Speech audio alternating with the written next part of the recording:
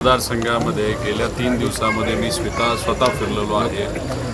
60-70 गावांमध्ये मी जाऊन तिथे असणाऱ्या पदाधिकारी, कार्यकर्ते, नागरिक, मतदार यांच्याशी संवाद साधलेला आहे. बारामतीकरांनी ठरवलेलं आहे सुनेत्रा काकींना अजितदादांच्या कार्याकडे बघून अजितदादांच्या प्रती असणारा आदर, प्रेम याच्यातून सर्वात जास्त मताधिकारी निवडून द्यायचं हे लोकांनी तिथे ठरवलेलं आहे. दादा, आज पण तुम्ही सभेला उपस्थित नव्हते, सुप्रियाताई होत्या. मी आधीच सांगितलं होतं की मी 3 दिवस अजितदादांच्या प्रती असणारा आदर आणि प्रेम म्हणून मी प्रचारात फिरलेलो आहे. मी महायुतीचा प्रचार तिथं करत नव्हतो, मी व्यक्तीचा प्रचार करत होतो. मी सुनेत्रा काकींचा प्रचार दादांकडे बघून तिथं करत होतो. तसं बघितलं तर आत्या म्हणजे सुप्रियाताई या दिल्लीला जे डिलिमिटेशन कायदा जो असंविधानिक होता, संविधानाला धक्का देणारा होता, त्याच्या कोऑर्डिनेशनसाठी इतर पक्षांशी बोलण्यासाठी दिल्लीला व्यस्त होत्या गेल्या 5-6 दिवसामध्ये. त्यामुळे त्यांना प्रचारामध्ये फिरता आलं नाही. त्यांना फोन आला असावा आणि त्यामुळे त्या तिथं गेल्या. त्यामुळे त्याही तिथं जाण्याचं कारण हे भावनिक होतं. दादांकडे बघून त्या तिथं गेल्या होत्या. त्यांनीसुद्धा कुठल्याही प्रकारे महायुतीचा नाही तर एखाद्या पक्षाचा प्रचार न करता सुनेत्रा काकींच्या वतीने त्या ठिकाणी तिथं बोललेल्या आहेत. आणि मी तिथं जाण्याचा प्रश्नच नव्हता. मी आधीच सांगितलं होतं मी महायुतीच्या व्यासपीठावर त्या ठिकाणी जाणार नाही. दादा, शेवटचा प्रश्न.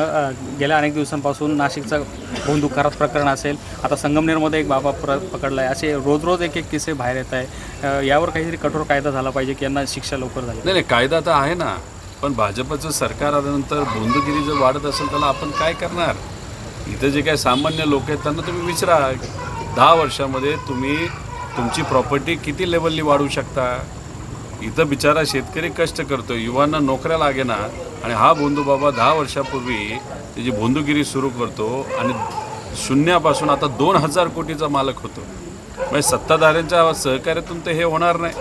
मग सामान्य लोकांना कुठंच काय त्या ठिकाणी न्याय मिळत नाही.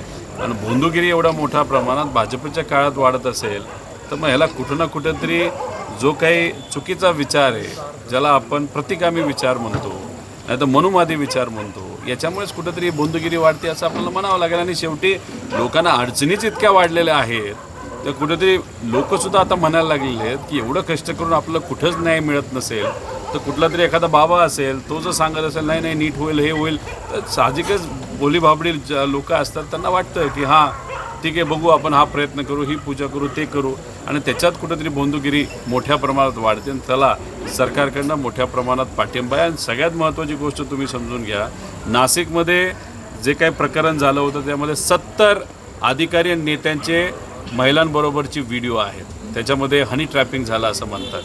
कुठे गेले व्हिडिओ?